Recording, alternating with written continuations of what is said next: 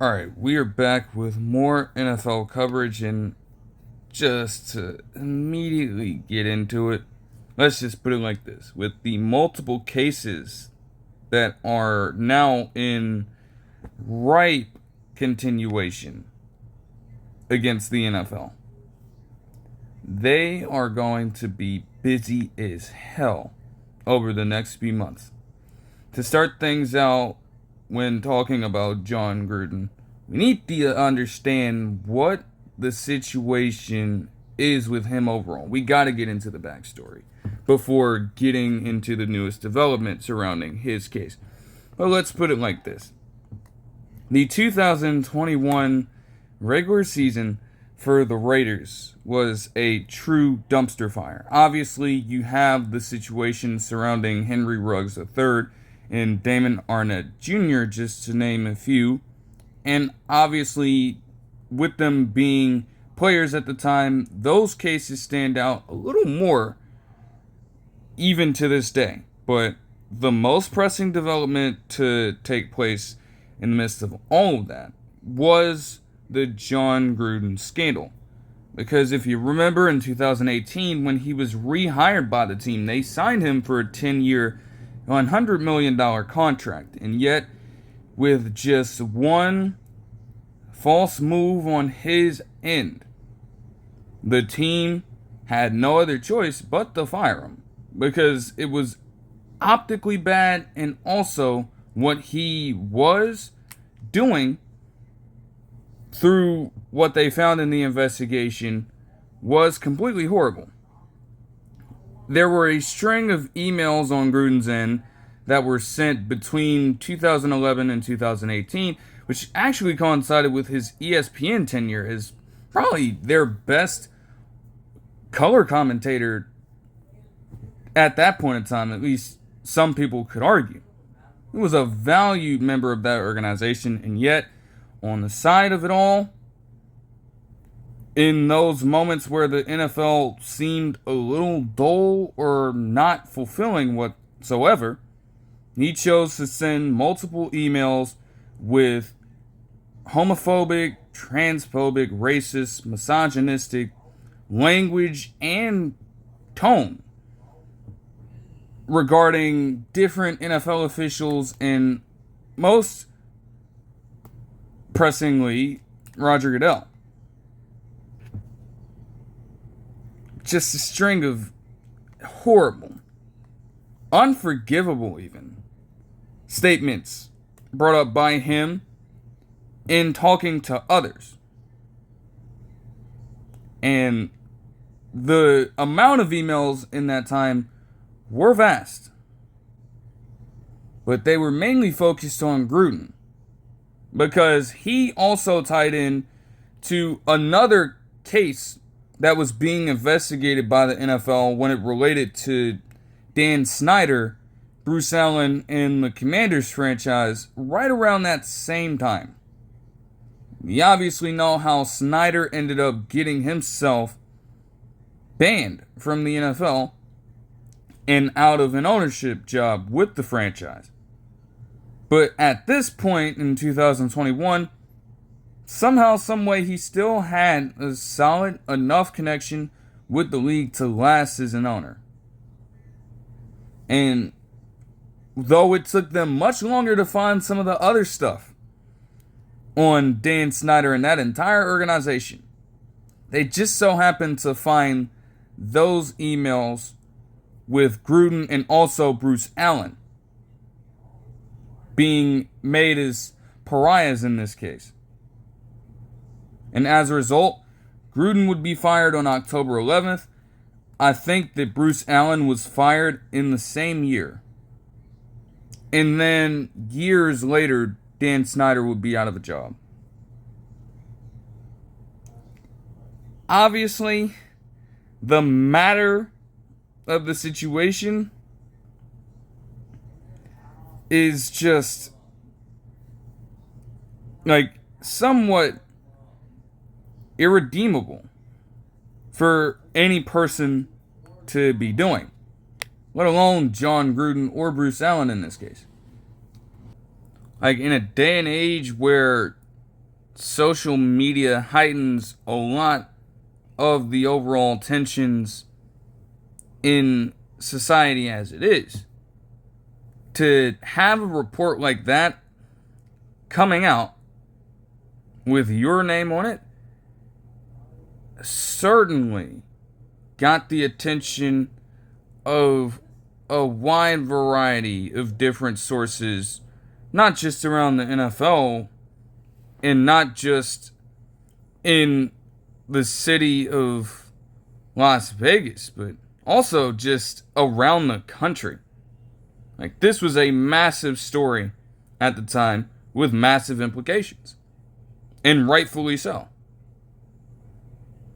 And once he got fired from there, again, the Raiders were somehow able to overcome all of that and make a playoff appearance. But the team in his career have never been the same, to put it bluntly. I mean, yes, Jon Gruden in this day is most known for being on Barstool and also making different, I guess, public speaking appearances here and there for different schools to help coach other, I guess, athletes up from time to time. Those kinds of gigs.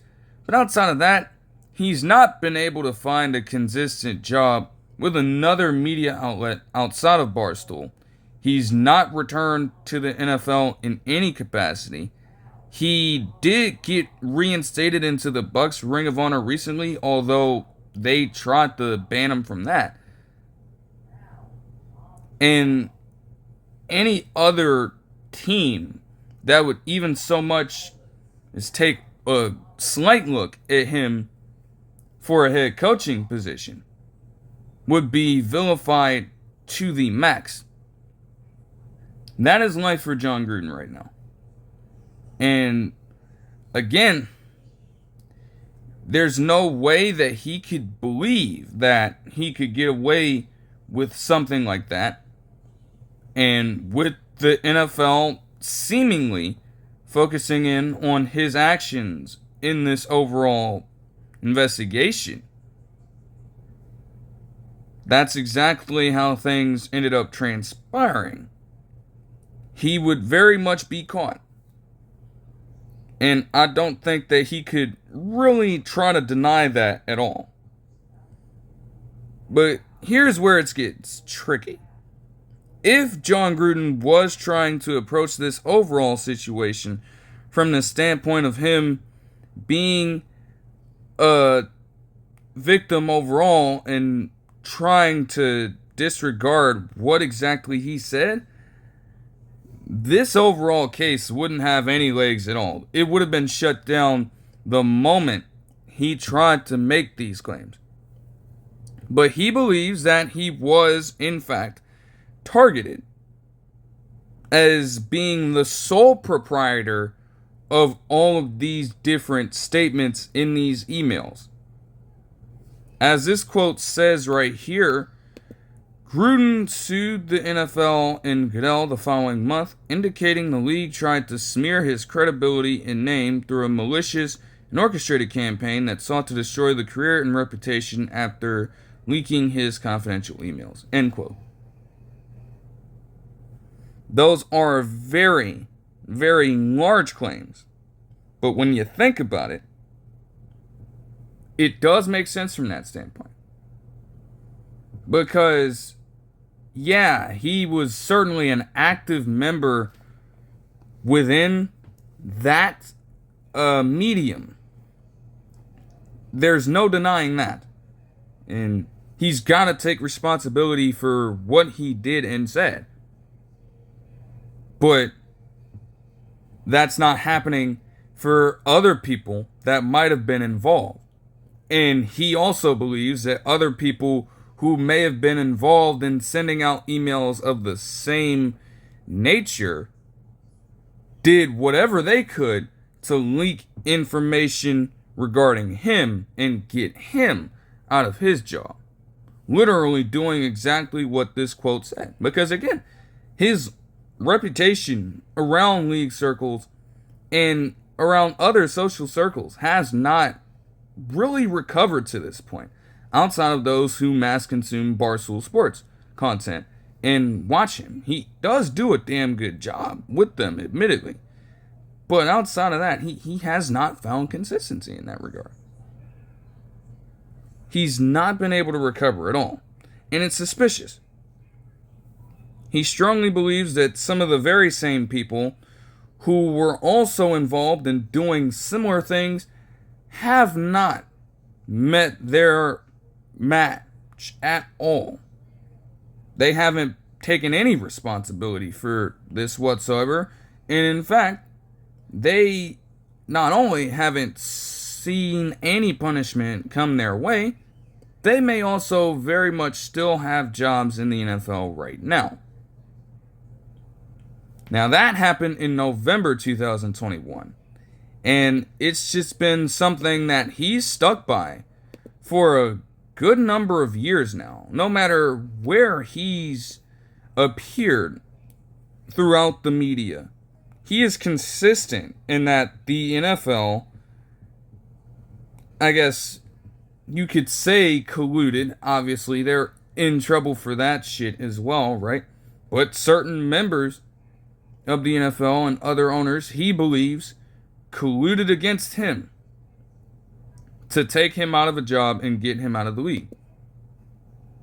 And if that is the case, that would very much be suspicious and wrong. And it would open up a can of worms as to just how deep this situation truly goes. Now, it had been, given, hearings or so in court over the course of multiple years with no real traction being reported on it for a while. But that would all change in a grand way on, I think this happened on Tuesday. But nevertheless, he would get a massive win on his side in this thing. Because according to this article,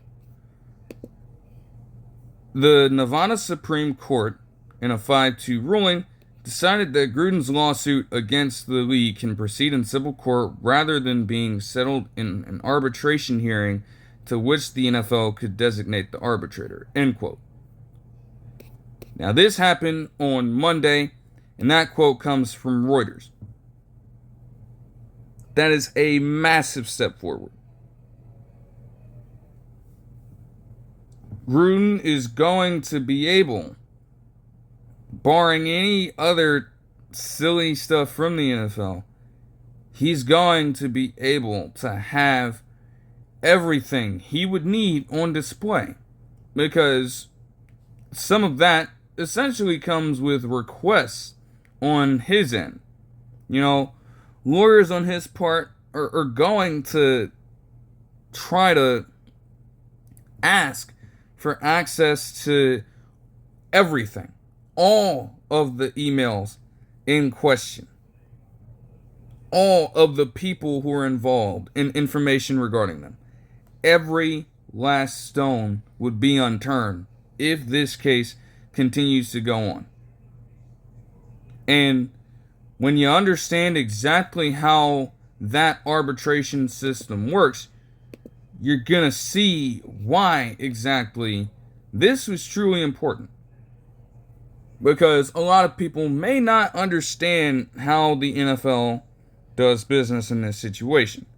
But this quote from CBS Sports should also shed some light on what it all means.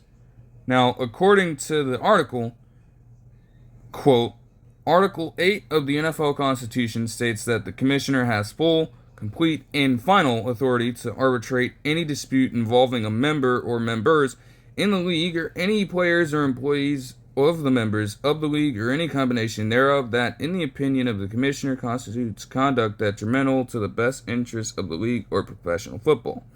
The ruling as obtained by Front Office Sports, noted the NFL's ability to amend its constitution at any time without any notice also renders the arbitration clause substantively unconscionable. End quote.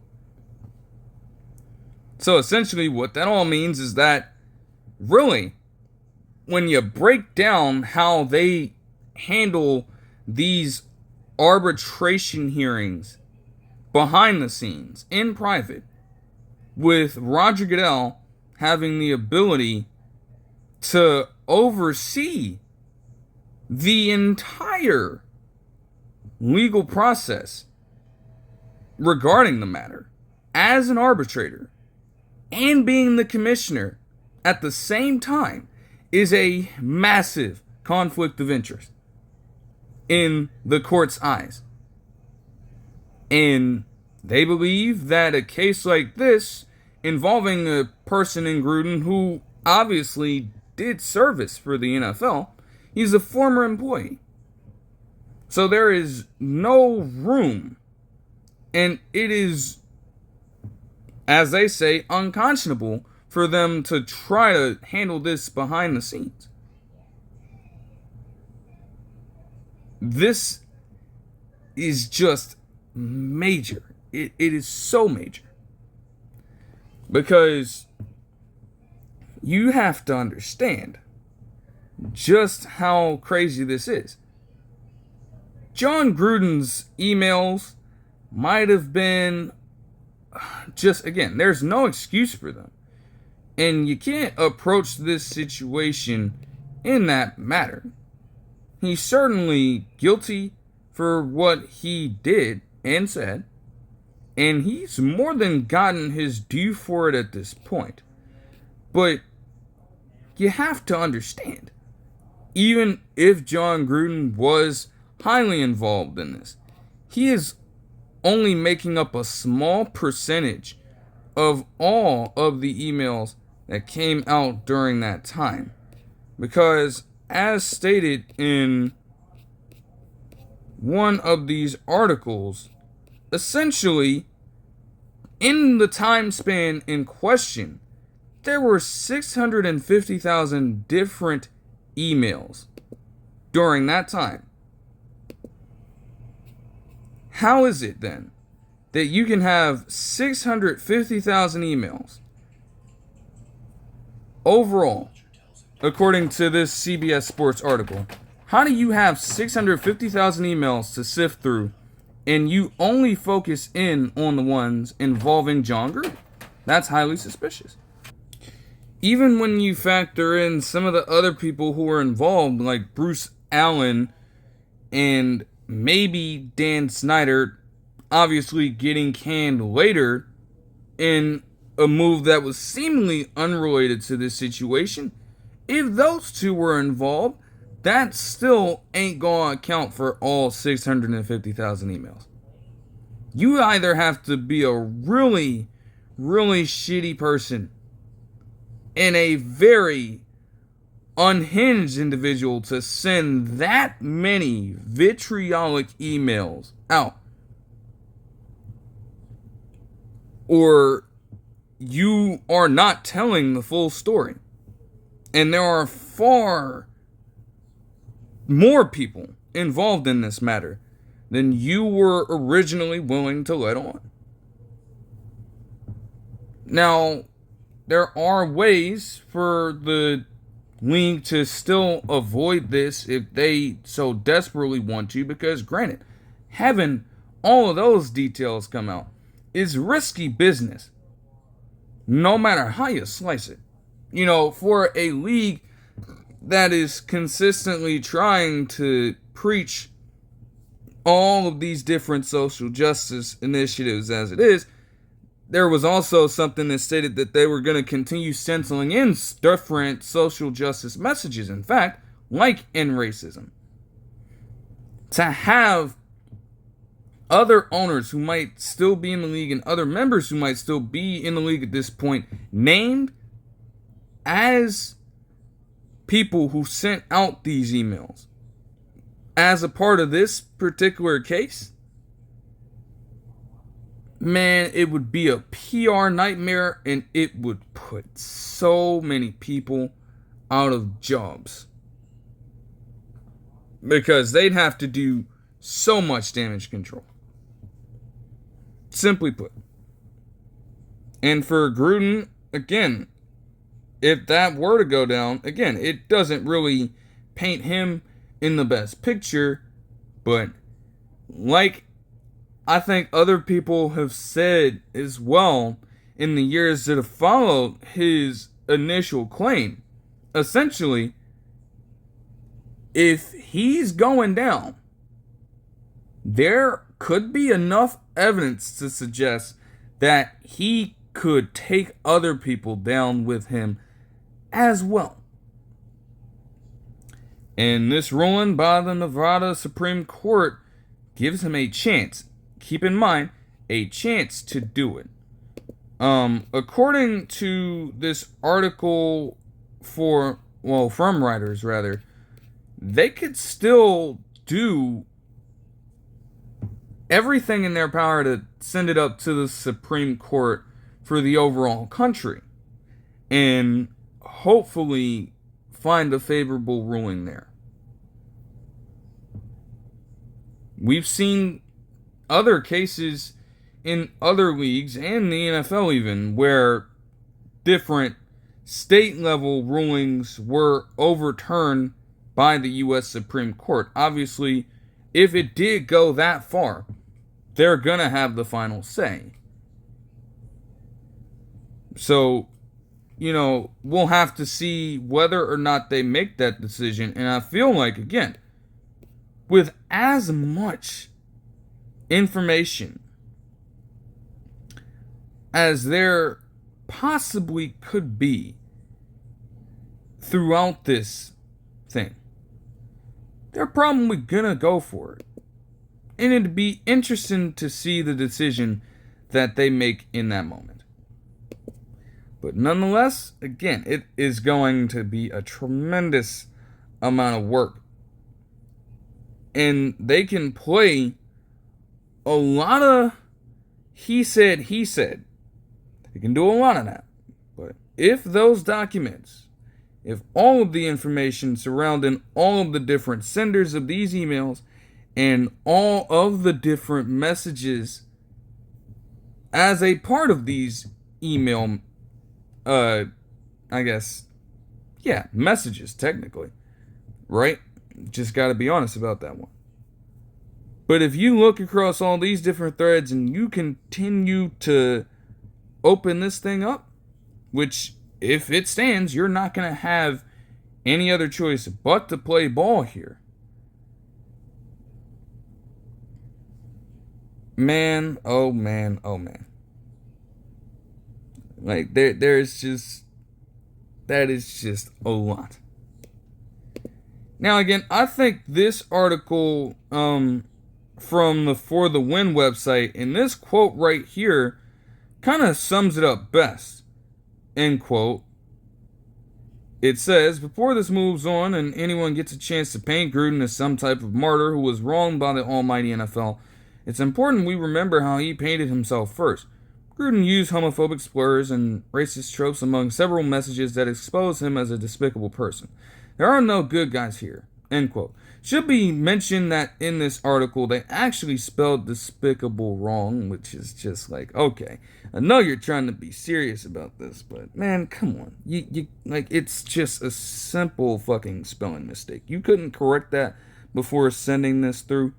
Anyways, that is totally right, and a lot of other people share that sentiment too. Gruden is very much responsible for what he did. And you can't make him out to being like he is a complete and total victim in this case. Only he had the control of sending out the messages that he did in that time. And he wanted to claim, as he told a few other sources in ESPN, that he was just in a bad state of mind during that time. Because a lot of these emails surfaced around the lockout. Their most recent lockout season, that is. That's still no excuse. And you're going to have a hard time trying to get that sentiment across to people. That Gruden wasn't in his right state of mind, quote unquote, when committing to all of these horrible, horrible things. In just making all of these horrible statements. Like, you're kidding yourself at that point. But at the same time, if it is found, as this case potentially gets further and further on, if it is found that the NFL did truly hide so many other people who were doing the same horrible and fucked up shit from any sort of punishment, any sort of penalty whatsoever,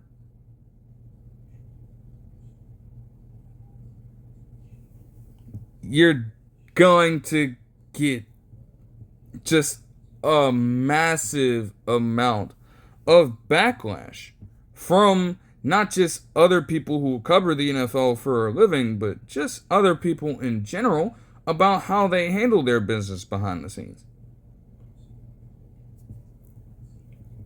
And it's just a rough spot for the NFL to be in.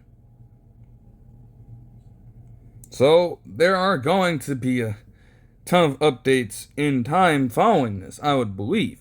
Like, this is just one step, and a major step at that, but this is just one aspect of what could be, I would assume, a years-long case. It's already been sitting in limbo for the last 3 years and change. And with the sheer amount of information to uncover, with the sheer amount of traces that you have to make back to other people who could be named in this overall settlement, in this overall civil action, you have to spend so much time with this. Legal action, I should say. But you understand the point. It is not going to be something that just takes a mere amount of months. And then even when they find all of this, if they can, then you also have to determine how exactly you are going to settle this. You know, money could help. He would be seeking damages after all, but again, clearly, if all he was looking for in this case was money and a potential chance to, I guess, maybe even get back in the NFL, if that's all he was settling for, he would not be so adamant about levying this case against the league. Like, he's not backing down whatsoever. And really, even though what he did was truly wrong and irredeemable, I do think that he is in the right to at least give this a shot. If you can actually find enough proof to stick it to the NFL, he's well within his right to do it. Because again, even if we're just assuming it, like, it doesn't take a rocket scientist to understand that a lot of different faces and a lot of different figures were involved in this. Again, Gruden, yes, he said a lot of shitty stuff. And again, the proof is out there. The articles talk about it. I don't even need to mention every single thing that he said. But again, like I stated earlier, you gotta be some inhumane level of unhinged and just obsessively hateful and prideful to put out that extreme number of emails with that kind of nature to them as just a single person. And even still, you're going to have some form of engagement with them. That's how it works with any post or any other message elsewhere. You really think that other people who might have been in the NFL that time, and again, could potentially still be in there at this point, do you really believe that Jon Gruden just sent out all of these emails without any particular response in any number of matters, whether it be humorous, whether it be people potentially telling him that he's a fucked up piece of shit for what he's saying? It could be a variety of different manners in which it may have happened. But again, they definitely had responses to what he was talking about. He was not alone in this. Absolutely not.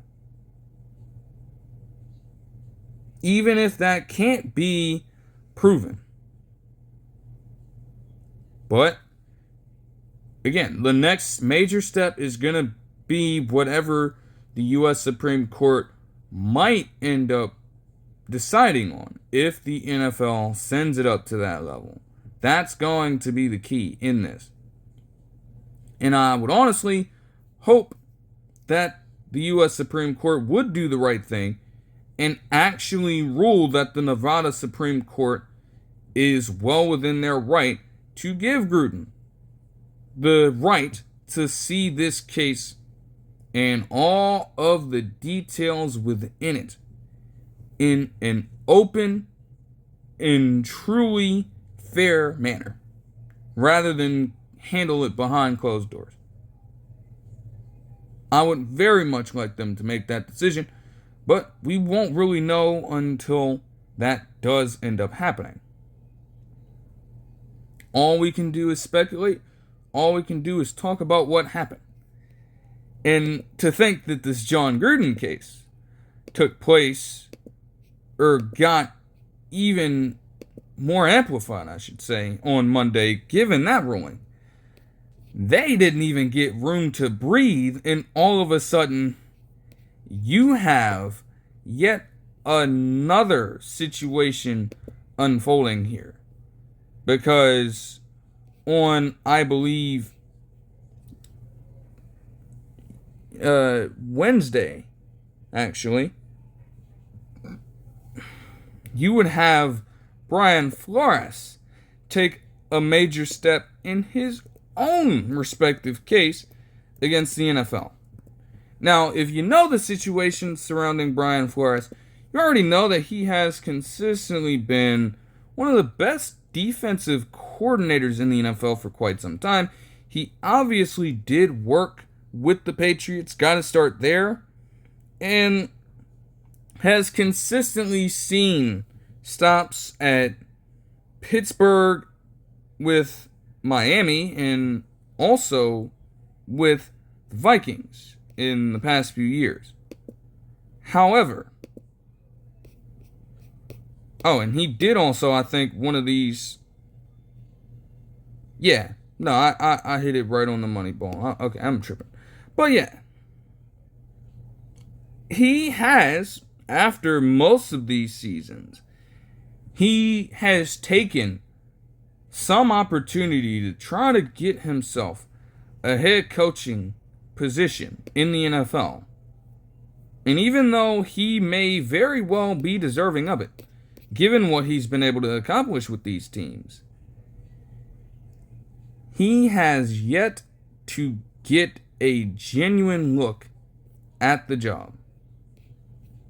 And you can imagine why that would be. We continue to have these different talks about the Rooney Rule, which entails that, I guess, teams around the NFL need to have a set number of interviews with black head coaches in the NFL offseason. Now, they've changed the language around, but I guess these teams have still found ways to circumvent the language and just, propose these offers, set up these interviews with these head coaches to just get it out of the way without them giving a true chance to them in terms of potentially getting a job at that position. And after years of consistently getting passed up due to these unfair racial undertones in this overall operation, Brian Flores got sick and tired of this shit. So in 2022, he essentially started making the claims for his case that the NFL unfairly treats black coaches when it comes to the hiring process and when it comes to the overall search even when you look at the pattern of how many have gotten fired, when you look at all that goes into the tenure of these coaches as well, you got to keep in mind that in the Dolphins' tenure, there were allegations surrounding their owner when it came to him allegedly bribing Brian Flores into tanking games for Tua Tagovailoa in that season. Those were allegations at the time, and people do still talk about that to this day. There were also allegations surrounding his relationship with Tagovailoa as well. And again, that's kind of a different story for a different day. I don't know how true those are. And Tua Tagovailoa hasn't been the most forgiving of Brian Flores when it comes to him specifically coaching him at that time. I guess he just didn't really stand him all that much. But nevertheless, the fact that you're willing to go to those extremes or potentially put Brian Flores' job in danger if he didn't abide to Grier's,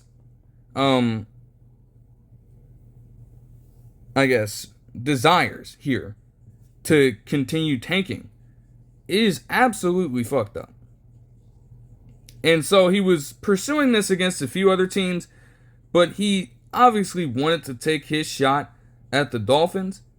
And so, according to this article here from ESPN, he actually did have a prior update in regards to the Dolphins. According to this quote, a judge, Caproni, said in 2023 that descriptions by the coaches of their experiences of racial discrimination in a league with a long history of systematic discrimination toward black players, coaches, and managers are incredibly troubling. Although the clear majority of professional football players are black, only a tiny percentage of coaches are black, she said. Caproni ruled in 2023 that Flores must pursue his claims against the Dolphins, who had fired him through arbitration. Which, I don't get that aspect of it, because that is the team that he is most closely associated with. Out of the others that he would eventually be able to pursue even greater, opportunities against when it comes to his claims. How is the Dolphins matter going to be handled behind closed doors? And he worked for these people. That doesn't make a whole lot of sense to me. And I guess that might be a bit of a loss on his end. But he would still score a major win in time. It would take a few years. And it's not just him. Over time, a few other coaches, including Steve Wilkes, actually joined his litigation. And they are also in support of this, willing to seek, I guess, an overall victory for all of the black head coaches out there, or I guess black people even, who are trying to make their way into the NFL as coaching prospects.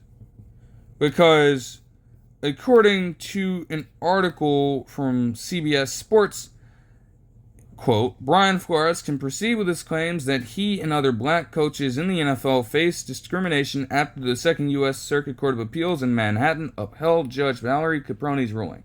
Flores has claims against the Denver Broncos, New York Giants, and Houston Texans. The Giants one is most relevant because of the situation involving his purported hiring. Like, Bill Belichick, if you remember, texted Brian Flores accidentally even congratulating him on the job. And in a little back and forth, it was essentially revealed that Brian Dable was hired by the Giants and not Brian Flores. That was a massive point of confusion and also scrutiny there. Just a controversy in and of itself. The Broncos and Texans, I guess, were also teams that were looking to hire him, or at least that he was looking to be a part of, when it came to seeking a head coaching position. The Broncos would eventually get Sean Payton, and the Texans at least do have a black head coach in D'Amico Ryans currently.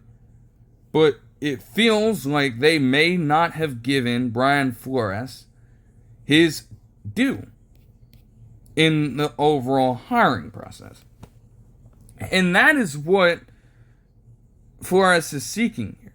He's seeking some form of accountability and true change in how the Rooney Rule is executed by these teams. Because they seem, at least some of them, especially the three that he's levying a case against, feels like they just don't really give a fuck about what it is they're talking about.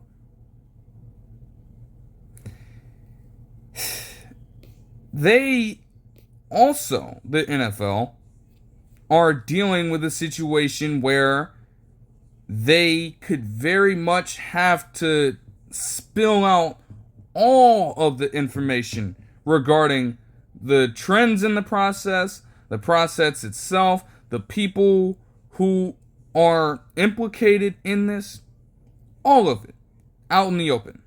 Because they also, within this ruling, allow for this to be an open case that will not be handled behind closed doors when it comes to these three teams.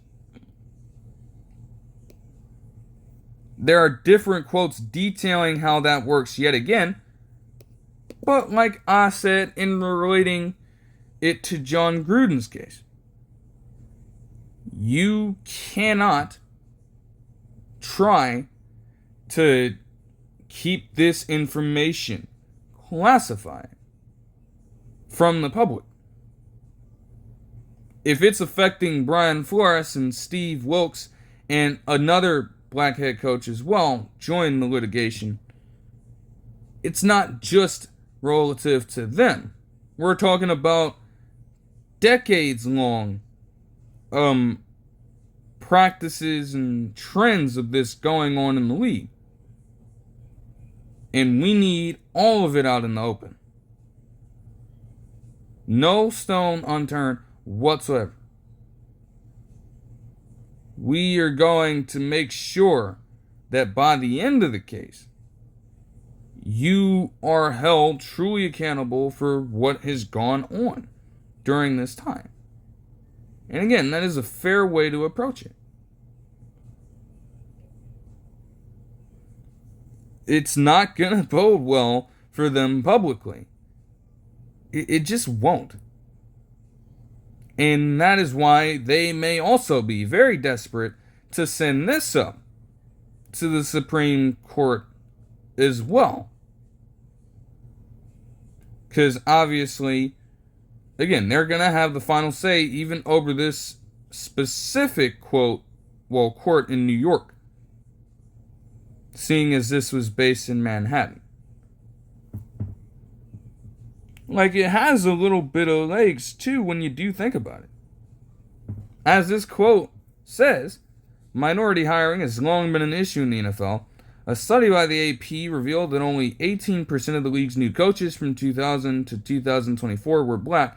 In that same span, 42% of head coaches who were fired after their full seasons were black. End quote.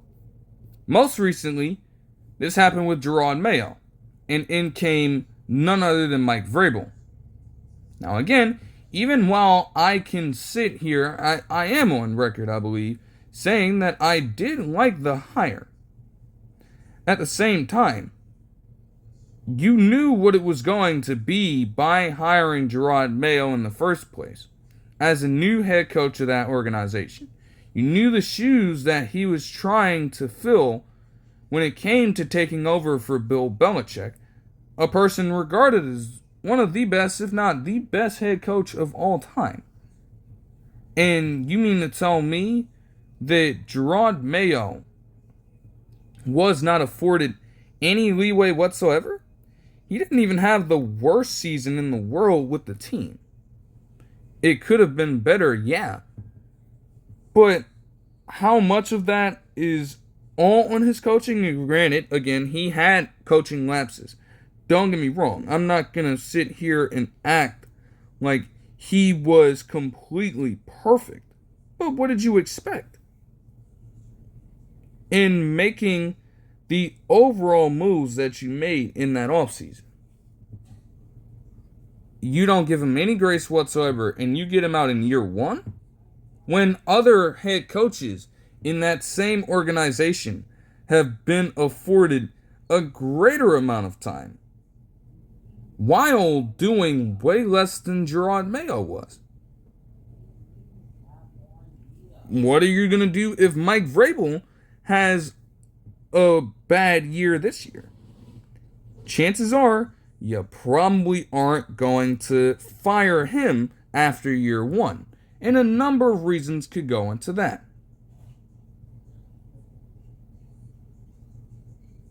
That is the point that they are trying to make with this lawsuit. And it does make a tremendous amount of sense. So, same thing. That is going to be the next major move for the NFL in terms of maybe trying their hardest to keep this under wraps. And I don't think they're going to succeed in this one. Like, they have a stronger chance of trying to get Jon Gruden to handle this behind bars, even though, again, in that one still, he is steadfast in his belief that he was wronged by them and that there are other people involved. Brian Flores is the same fucking way. They are coming for them, and they are not backing down. But when it comes to the scale of everything that is involved with this, I think the NFL will certainly have, by the end of a potential decision from the U.S. Supreme Court, they would probably decide that this is going to be handled in the open. I would just believe it. Like, I'm not comparing the two situations. I'm not going to say that one is more important than the other. But from an optical standpoint, it would be much easier to approach this situation, especially when the NFL, by altering the Rooney Rule and all the clauses that come with it already, they acknowledge that this has been a problem going on for years. So it may not even have to get to a point where they're trying to deny any potential open case. They will probably accept a lack of arbitration in this one more so than they would do with the Gruden case, especially with Flores still working there, having those connections already. You have some acknowledgement of the fact that there has been an unfair treatment of black head coaches and that there have been discrepancies in the hiring process since you've implemented this rule. You've already acknowledged it. So you should be able to take this head on. Definitely a lot of stuff in a very interesting way to open this video. But it's important. Because if both of these cases can go through successfully with the amount of information that can be uncovered, and not to mention all that the NFL has already dealt with in just the last couple of months, it's like, damn, y'all cannot catch a break, and you're doing it to yourselves because, again, to continue to try to handle this stuff behind the scenes, it ain't going to keep working for you. It's just not going to keep working for you. Like, there are going to be people in different spaces who speak up about this, and they are more than free to do so. And when they do so, if they can get to a successful point with it, it affects everything we have come to know about the NFL. Especially about how this arbitration system works. Because again, how the hell are you going to be the standing commissioner of the league and be the arbitrator of these cases? It's just highly interesting. And just to note before moving on into other news surrounding this week, I should just say this. Because ESPN, with now being connected with the NFL, they've talked about both of these cases in the days that have followed each one. And to those who may criticize it on the outside, again, this is exactly what I was talking about when I made the video on this merger. Is exactly what I was talking about. They have to do their jobs here.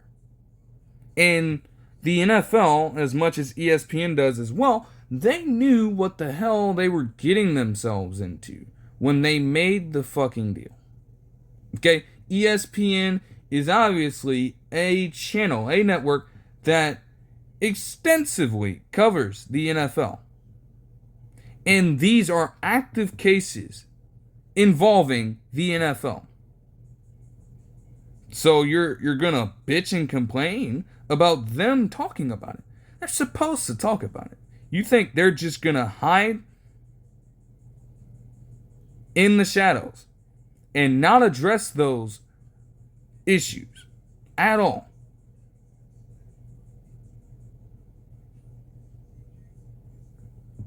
Like, that would just be fucking ridiculous. And even if, there's a 10% stake in there, obviously, the NFL isn't going to have control over every single fucking thing that ESPN and Disney, by and large, decide to do in their handling of covering it. And that's exactly how it should be. Because you don't want it to turn into a situation where the NFL is just having that kind of control and influence over how exactly they approach these situations. That is just not an honest and fair way to handle it. whatsoever. So they have to address it. They have to. And you can't expect them to back down in hiding or be scared of addressing the problem. You also can't have the NFL, again, getting salty about it and potentially trying to blackball people for doing their fucking job in a deal that they made with ESPN in the first place. If you're thinking like that, it's impossible to do. I'm going to tell you right now. Because there are going to be a number of other situations that arise with the league in general and even other players in the league. They are very much entitled to talk about it in the ways that they so choose. Like, you can't complain about that. Because at the end of the day, you'd want to have that transparency about what the hell is going on in the league from the very same voices that spend a lot of their time covering it and are, in all honesty, a 24/7 sports network. So whenever something of that magnitude intersects with a sport, they're gonna address it, and they have to. It is their job, literally. You just can't be surprised by that. But to move on, Myles Garrett would get himself involved in a speeding violation. He was apparently docked for driving at 100 miles per hour. Now, I think that he's all good at this point, but my reaction to that is this. This is the same man in Myles Garrett who was actually a victim of a car crash, like, a few years back, I believe. Now, luckily in that incident, he didn't sustain any major injuries whatsoever. In fact, I think he came out of it unscathed. Luckily, despite his entire car getting wrecked completely, he ended up being just fine. But how do you get yourself involved in that situation and then still decide to drive that fast on the fucking road? Like, that's just highly reckless. And again, maybe he didn't get involved in anything to that extent there, but it very much could have happened again. And then what are you going to do? Like, Myles Garrett has to understand how much value he has. Like, rather than just continuously speeding that fast on the road. Like, bro, just, you can drive normally. You don't have to act a certain way in that situation. You are obviously one of the more accomplished defensive players in this era. And you also tower over most people, as it is. Like, there is going to be just an exacerbated level of not ability, but let's just put it like this. You are that big, getting behind the wheel and driving. I'm sure that the average driver weighs far less and is much shorter than Myles Garrett currently is. So it would be harder for Myles Garrett in a situation like that. If you're already reaching that level of speed on the road, knowing just how massive your frame is, You think it's going to be an easy transition for you to adjust into a slower gear. Like from the jump, as soon as you get into the car, if you're Myles Garrett, you have to be much more careful than that. Because all it takes is just one move for you. One move behind the wheel. And you could get yourself in a very detrimental situation that would be hard for you to get out of. Like, you have already recently signed with the Browns a $40 million per year contract. You are their best player by far.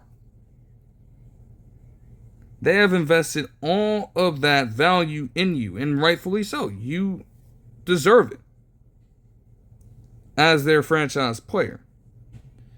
You can't afford to have yourself get injured or potentially worse doing reckless shit behind the wheel. So it has to cease. Like, they don't need any more problems right now. They don't. Simply put. Kenyon Green for the Eagles would be dealing with a shoulder injury. He is going to miss some time. Jordan Love would also get surgery on a torn ligament in his thumb. I think this is an injury that was ailing him last season, and he might have not formally handled it. But at the very least, he's going to get work done on it, and his availability for week 1, I don't think is in danger, according to the sources out there. He should be all good to go. But, maybe with getting his thumb in order, because with some of the throws that he was making, some of those are just generally stupid decisions. But at the same time, maybe it had a little effect on him. And that could end up helping tremendously if that was the cause of some of these mistakes.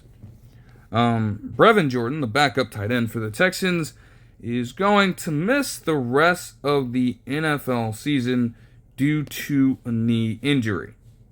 Now, luckily for the Texans, they do have a solid tight end core as it is. You have Dalton Schultz, and you also drafted Cade Stover last year. So they should be in good hands all the same. But Brevin Jordan is another solid weapon for that team. His season was limited last year, and for him to now miss a full season of action is going to hurt his progression as a player. But when he has been healthy, he's been a solid piece for them as a tight end that can break away from the defense with his speed. With Dalton Schultz being more of a possession guy, and, Cade Stover has proven to be a great blocker more so than a reliable catcher at this point. Although I think, personally, he can progress into that. Brevin Jordan's been your vertical threat. So to lose him is a little tough. Still, they were able to manage fine without him last season. So I think that the Texans can find that again. But hopefully for Brevin Jordan, he can recover fully from this injury and be able to actually return next season to get some reps in.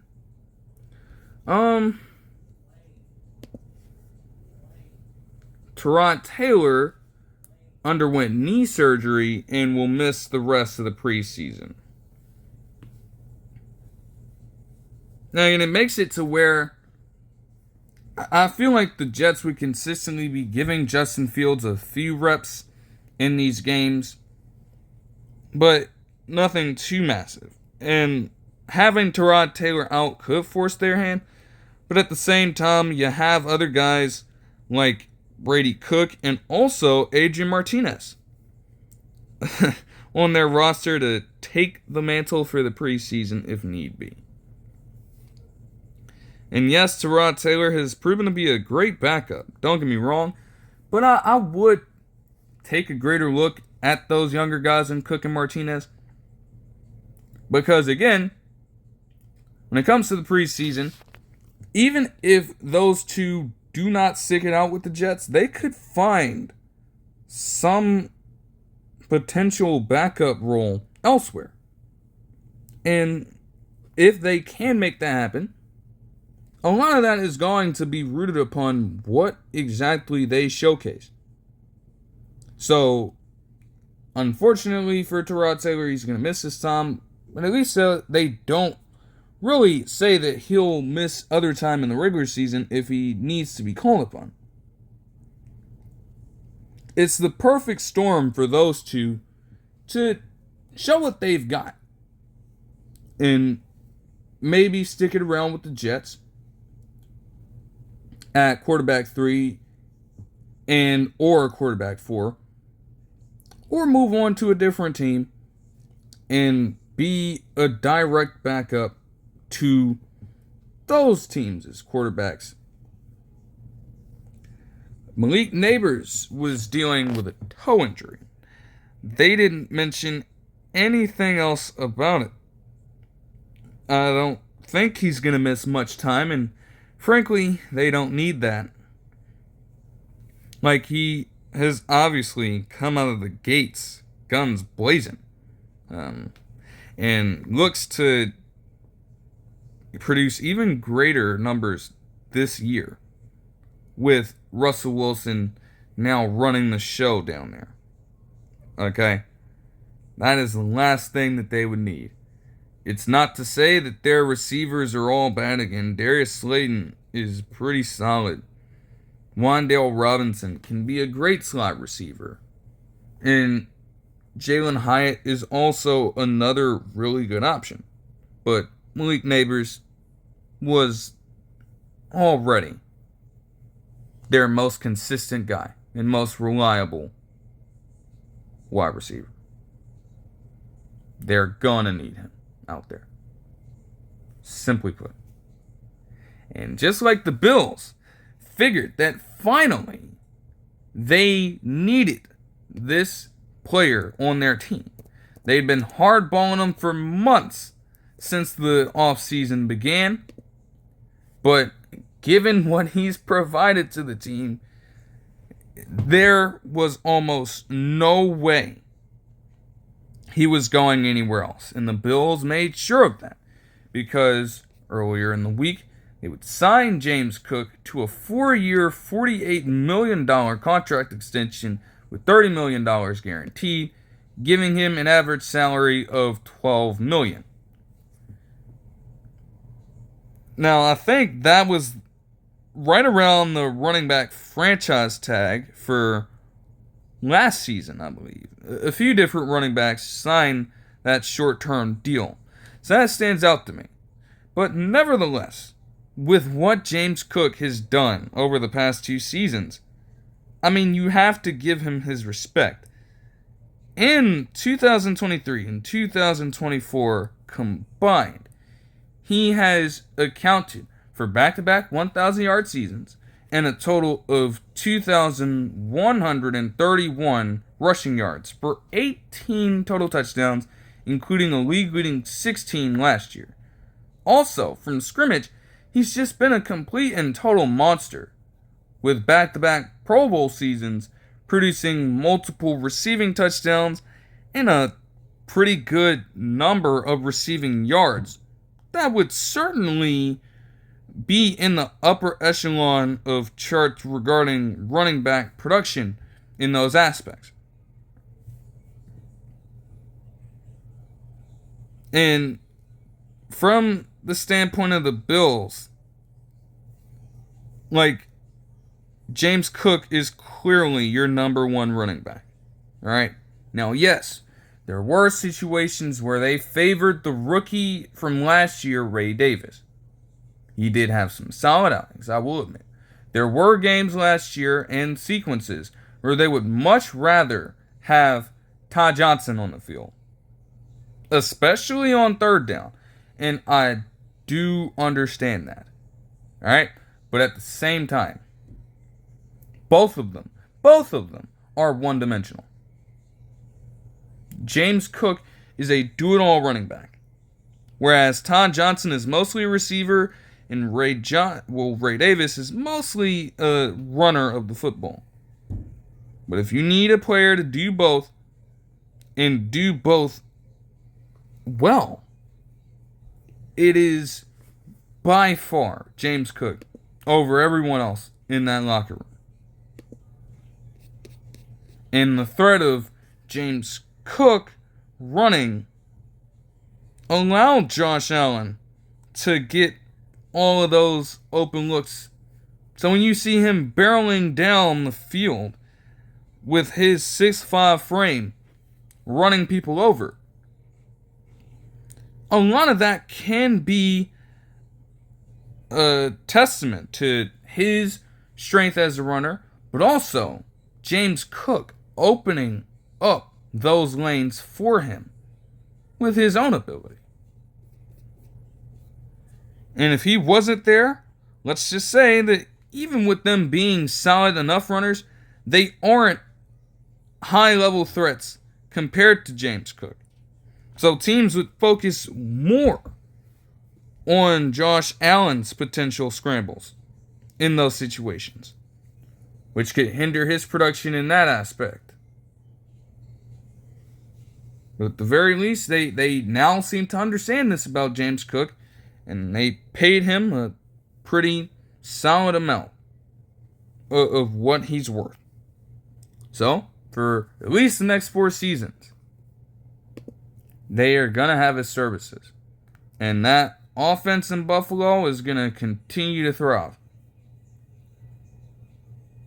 Like, James Cook is obviously, I guess, maybe not obviously, you could say he's their best skill position player, given that their wide receivers still have to emerge.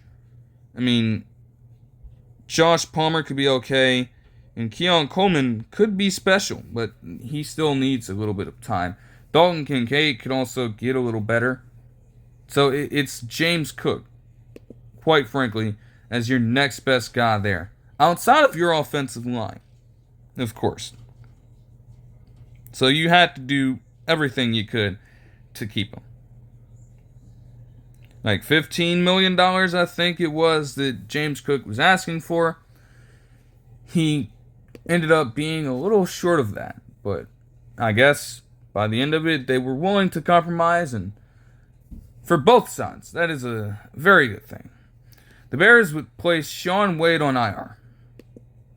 Man, it's been a rough one for the Ohio State man. Like, Shaun Wade, I thought he was going to be a great corner coming out of the Buckeyes system, but he has been consistently moved around in the NFL and also consistently hurt. When he has played, he's honestly been a fine death piece for these different teams, like the Bears, like the Patriots. Like, he's been solid enough to continue getting these reps, but it just hasn't happened. You know, he got some time, or at least a chance on the Chargers practice squad last year, but still wasn't able to log any game in the regular season. It's like, damn. All he needs is a chance. I really think that he can still be a solid enough piece. Like, he could certainly get there. But I don't know. You don't need him to be a starter. He's only started 6 games in his career. But, man. All he needs is a better opportunity. And he's also got to stay healthy. Otherwise, I don't really know about his chances in the NFL outside of that. but we will see. Okay, Shedeur Sanders, during practices with the Eagles, a true opportunity to see more reps and potentially even some first team reps. That would be cut short because he was dealing with an oblique injury while training.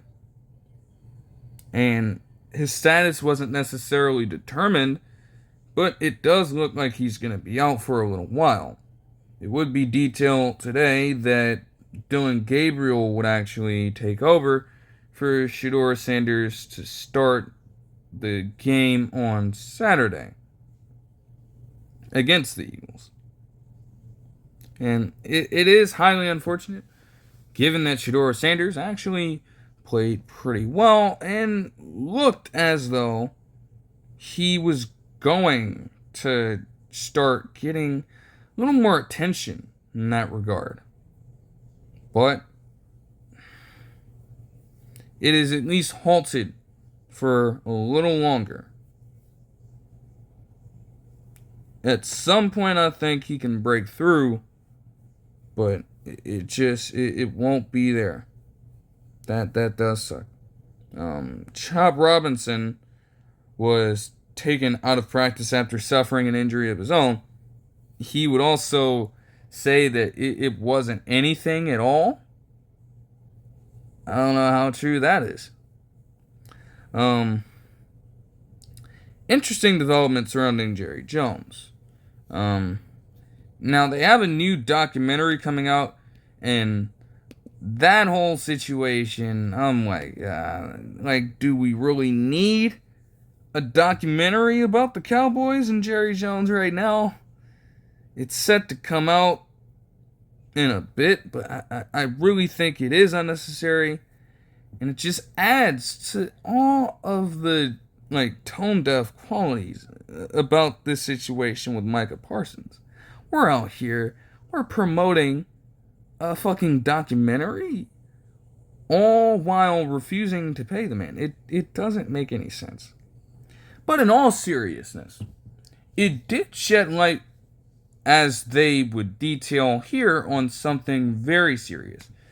Because, according to this article here, the 82-year-old Jones then told the Dallas Morning News how he was initially diagnosed in June 2010 and underwent 2 surgeries on his lung and 2 on his lymph nodes over the next 10 years after skin cancer cells metastasized to other parts of his body.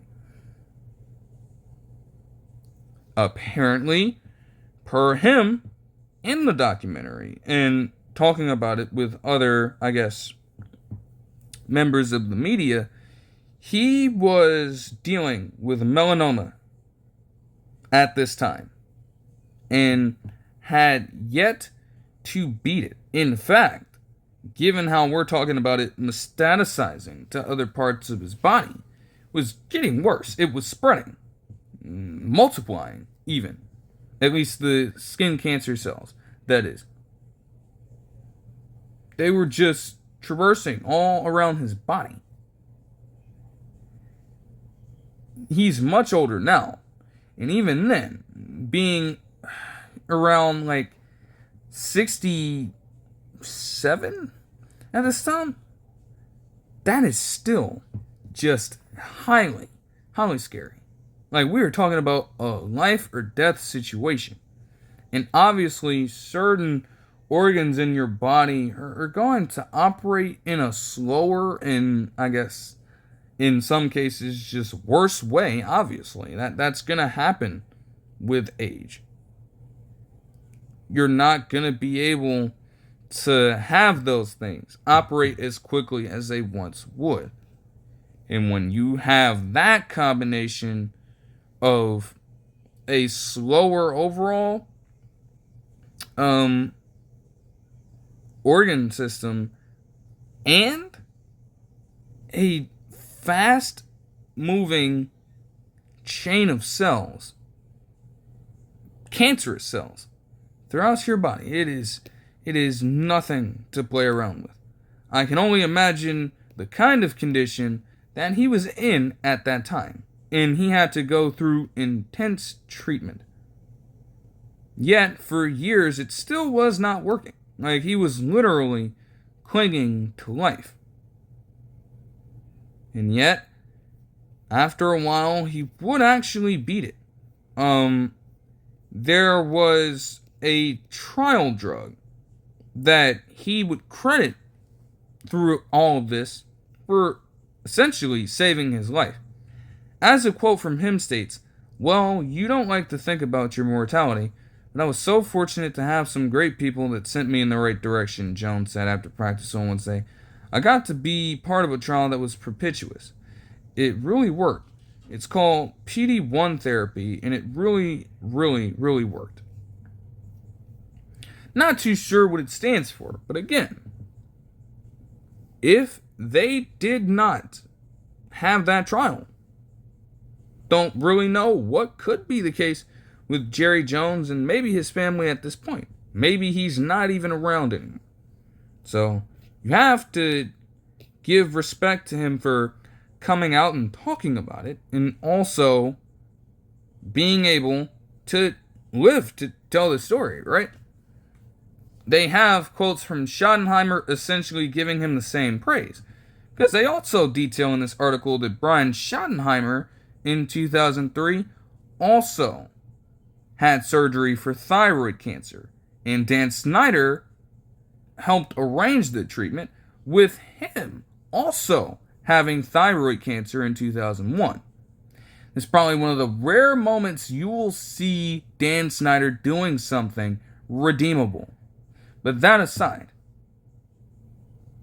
that is why getting screened for it is highly important. And that is why regular visits are preached by so many people when it comes to going to the doctors. You know, it can happen to pretty much anybody. And the key is to catch it early. Because you don't want to have a situation where it just spreads that rapidly. And by that point, unfortunately, it's too late. So, obviously, I'm not a doctor. I'm not a medical person. But if you are dealing with something like that, or you think you are dealing with something like that, especially with the amount of different situations that have been brought up about people dealing with cancer. When I talked about in one of the recent videos, Josh Hines Allen's son going through it. When I talked about Deion Sanders going through it. Like, it can happen just like that. So even with me not having that background, or even having any interest of getting into that field, it's important. It's something you gotta do. It's not ever going to be a, I guess, pretty experience, but it would be worth it heavily. You gotta make sure that you are intact. Lionel Taylor would pass away at the age of 89. According to this article from NFL.com, he was actually the very first receiver in NFL history to log a 100-catch season, doing it for the Broncos in 1961. And as cool as that was, and as good as his stats were by the end of his career, this is yet another person whose legacy is going to go far beyond his on-the-field play. Because even with the kinds of discrepancies that go on in the hiring process for these black coaches in the NFL, what we can say is that in this day and age, there is at least a reasonable population. There are active members of the NFL coaching scene who are black. And prior to him, you couldn't say that at the time about anyone. It was a predominantly white league looking at the players, looking at coaching staffs, looking at owners. And in some cases, it still may be. Yet, in 1970, as this paragraph states here, with him becoming the Steelers' receivers coach, he became the very first black coach in NFL history. The very first one. And again, you can imagine the kind of backlash, the kind of vitriol he received at the time. But still, through it all, he served out his time there and continued a career of coaching, really, even after being out of the league. Like, he did this for 30 years, as it states here. So, I mean, hey, man. Like, again, it is still not a perfect system by any means, but there would not be any semblance of a black coaching population if it wasn't for Lionel Taylor. So, certainly have to give your condolences to his family.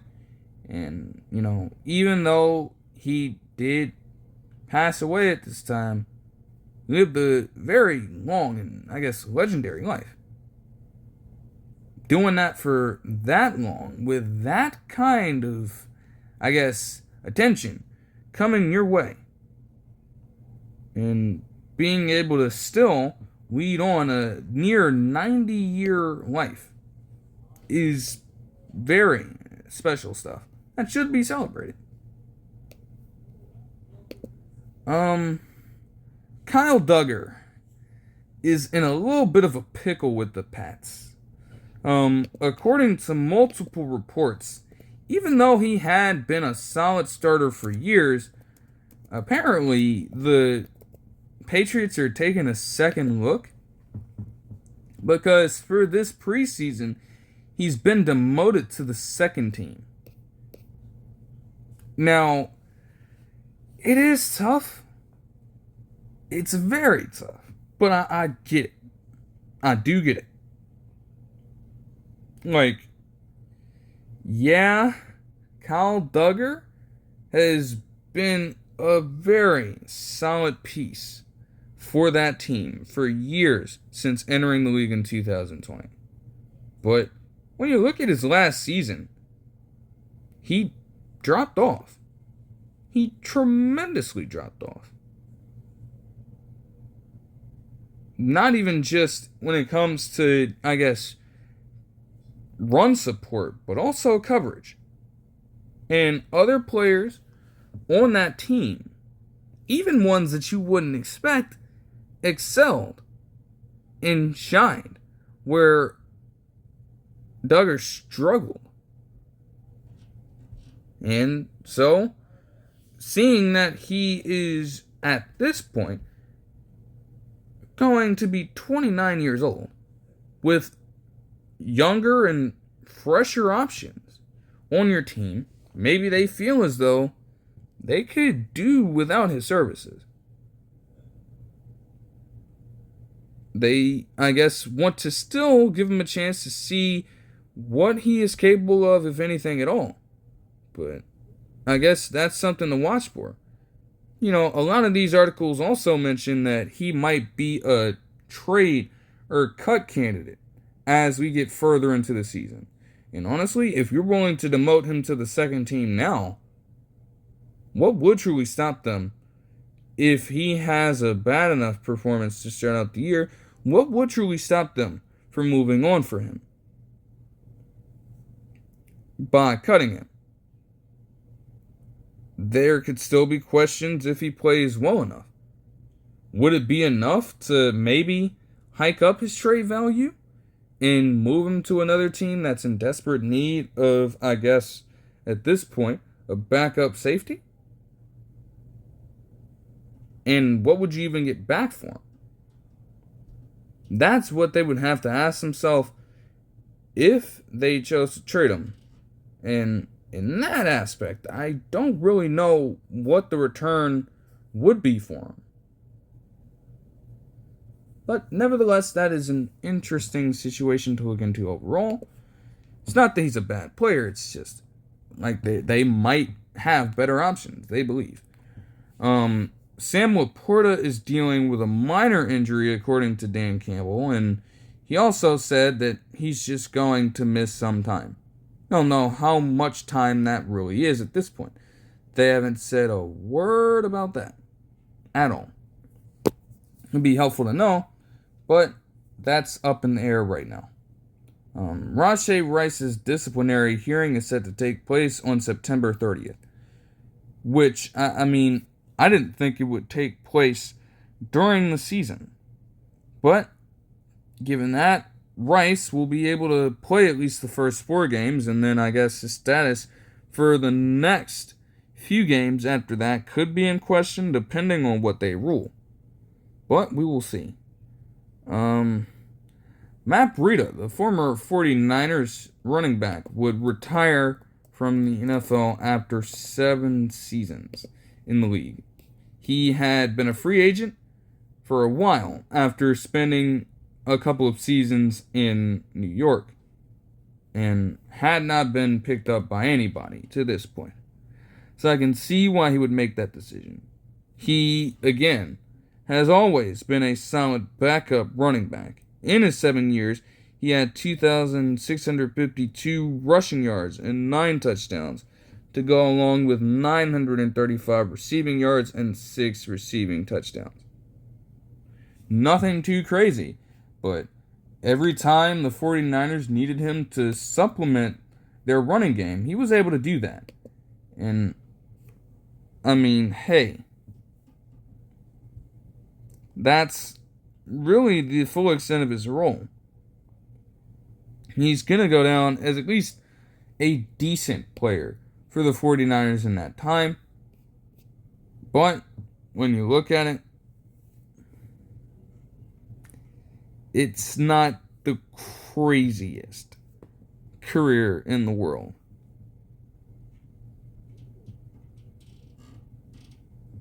I guess other teams felt the same way, that he wouldn't really be able to harken back to even capable production, given that he is now 30 years old and also a bit of an undersized back.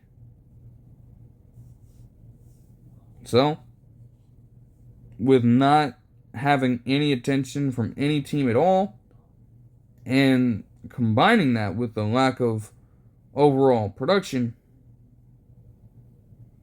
it left him without a job for that long. With, honestly, no end to that in sight. So rather than continue to wait on that, I guess Breida just felt as though it made much more sense for him to just retire.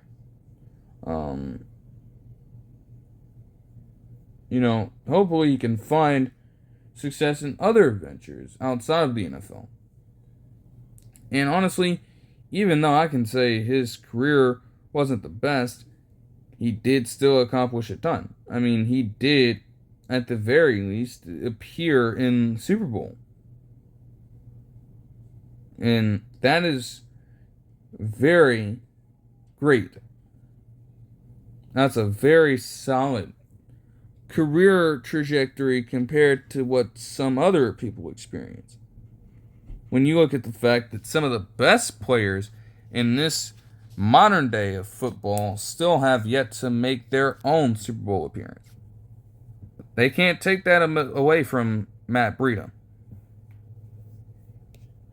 The Falcons would sign C.J. Henderson. I find it very ironic that it's like, what? You saw him for back-to-back full seasons with the Panthers be one of the worst cornerbacks, frankly. One of the worst cornerbacks during that time.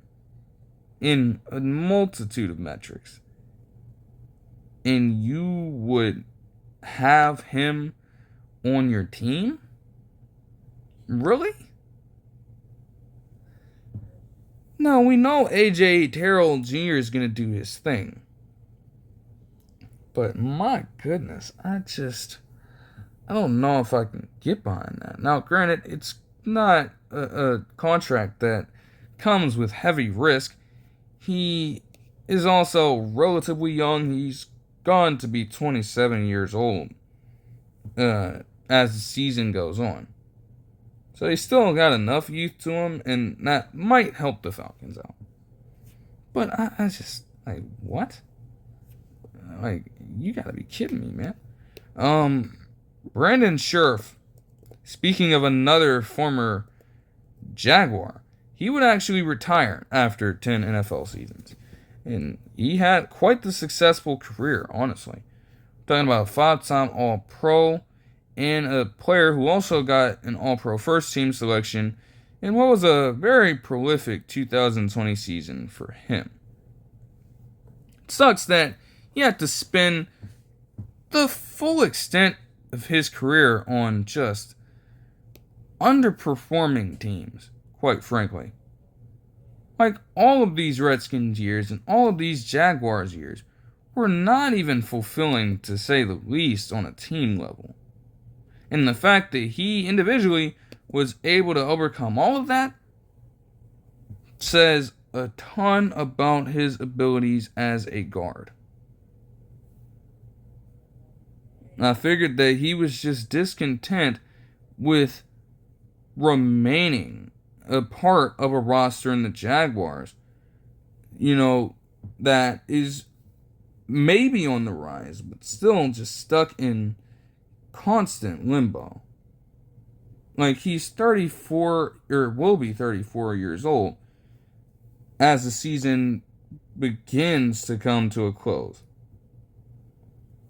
So I don't know how you can be in that spot and want to be stuck on a team that isn't contending for anything. I don't know the exact mindset of Scherff in that moment, but, one can speculate that might have had something to do with him choosing to retire now. And it's certainly unfortunate. Now, he's going to be regarded by especially the Redskins fans. Commanders, I guess, whatever, right? He's going to be regarded as one of their best franchise players of all time. Like, simply put, I don't even need to worry about his potential Hall of Fame chances or anything like that, because at the end of the day, no matter what happens to him in that regard, he had a great career. So that is honestly where you could leave it at. Like, that's not even something we need to get into. I think we can all acknowledge that he had a truly great career. Simply put, it can be detailed that Quinshon Judkins is not going to be formally charged on his battery misdemeanor from last month's case surrounding alleged domestic battery, activity on his end with, again, a person who was allegedly his friend at the time, even though they had connections with each other in the past. It is interesting that he won't have them there. And at the very least, it allows him and the team to, kind of put it past them and have Judkins come to practice. But it doesn't mean that the NFL won't seek to take their own look into this matter and see whether or not Judkins should be suspended. That is still a great possibility. So just keep an eye out on that. And also for Isaiah Bond, he would not face charges for his case, and it would be no build. He would also sign with Cleveland after the case was resolved, or at least plans to. And I'm not gonna lie, this one is just very tricky because if you do remember, these allegations were levied against him in the midst of the draft process, and as a result, he took a tremendous slide down draft boards. He was initially projected to be like a round 2 guy, and he just ended up going undrafted. Even I was questioning it at the time, but then you see that those allegations are out, and you can kind of get a sense as to how that would happen. I guess he's not found guilty of much here, and he won't have any formal charge against him either.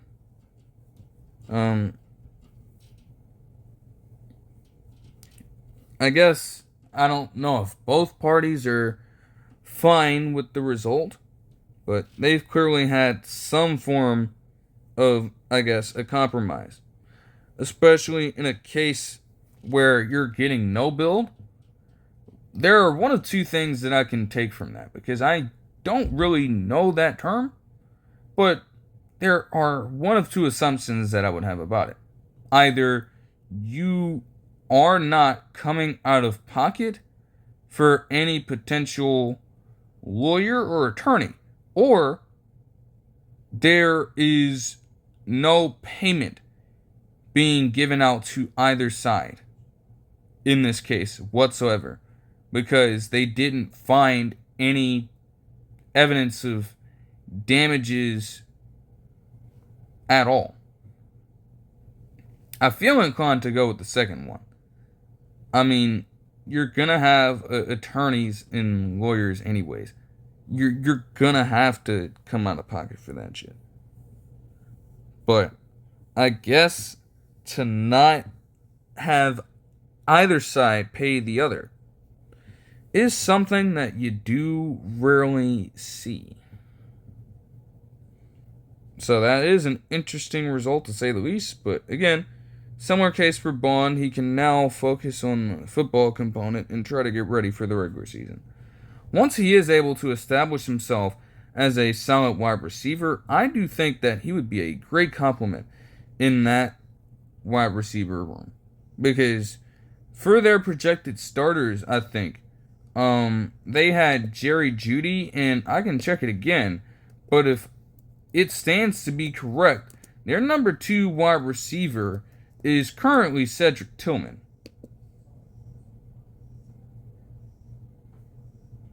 You serious? Cedric Tillman? Like, Bond is gonna have to take some time, of course, but if he does elect to sign with this team, man, he can engage. He can turn into a very, very solid piece alongside Jerry Jeudy. Yeah, their entire wide receiver room is as follows: Jerry Jeudy, Cedric Tillman, and Jamari Thrash as starters. What? As second teamers, Deontay Johnson, David Bell is hurt, and DeAndre Carter. What? For their third team currently, Caden Davis, Cade McDonald, and Gage Laverdane. And then fourth team, Quinshon Judkins. Yeah. Like, they would very much love to have Isaiah Bond. At least I would think. And again, at least in this case, you're having the case play out before you sign the fucking player, potentially Jimmy Haslam. You're at least letting this play out before making an offer that you will regret. Again, being a UDFA, Isaiah Bond isn't really gonna have a very high-paying contract. And from that standpoint, that is probably what hurts him the most. You're probably going to be getting paid like 6 figures or something as a UDFA. So he missed out on a ton of money. And, again, that part of it always sucks when these allegations just truly affect you in that kind of way. It always sucks. But again, from that standpoint, he could potentially, if he gets the right amount of opportunity, he can work himself out of that over time and eventually get the money that he's worth. But that'll do it for this one. I hope you guys enjoyed the video, and I'll see you guys in the next one. Peace.